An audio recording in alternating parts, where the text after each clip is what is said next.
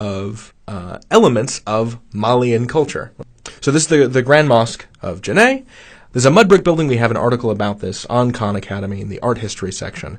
What's really cool to me about the Grand Mosque of Djenné is the way that it incorporates Malian traditions into Islamic tradition. So you can see on top of these spires, and some of these spires are minarets from which issue the call to prayer. You can't see it in this detail, but there are little ostrich eggs on top of. Ostrich eggs? Yeah, in Mali, ostrich eggs represent purity and fertility. And so even within the constraints of building a religious building, there's still expressions of local culture.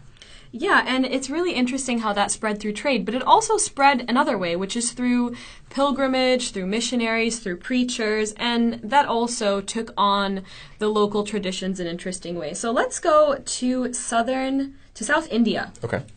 Near Kerala. So this is the Cheraman Juma Mosque. This is supposed to be one of the earliest mosques in history. Its construction dates to about 630. Yep, 629 to be precise. Thank you. This was actually during the life of the Prophet, and it's quite far from Mecca, so it's really fascinating how quickly it traveled there. But it traveled with a preacher, and as we can see, this is a very distinctly Indian mosque. Another way that Islam traveled through preachers was through Sufis. So let's talk about Sufis for just a minute. Sure. Sufis were like a mystical devotional practice, and we see many iterations of Sufism in all different sects of Islam. But they were particularly successful at spreading Islam for a few reasons. One of them was that they adapted the teachings to local traditions. And another reason was that they built lodges and places of worship along the way. And these sometimes function like community centers and monasteries. So let's have a look at a couple of them. Sure. Let's look at some North African ones. So this is a ribat in Tunisia. Yes. So a ribat is kind of like a hostel. You have travelers staying there. Early on in their history, there were soldiers that stayed there. Over time, they sort of took on a sort of a monastery culture for Sufis. We also have something called a zawiya. So here's an example of one.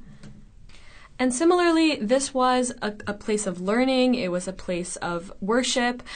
People often lived there for a long time. So they sort of have this like monastic tradition that created a permanent presence for Islam along these routes.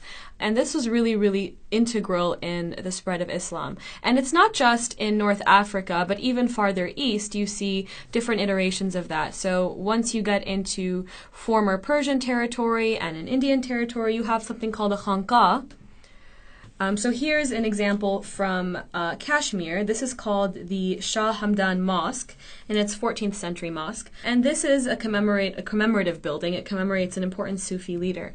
But again, you see some of the local flavor here. You see that there's some intricate wood carvings, which is really very Kashmiri. Very Kashmiri, certainly. And similarly, this was a place of worship, but also a place where people passed through and interacted and learned.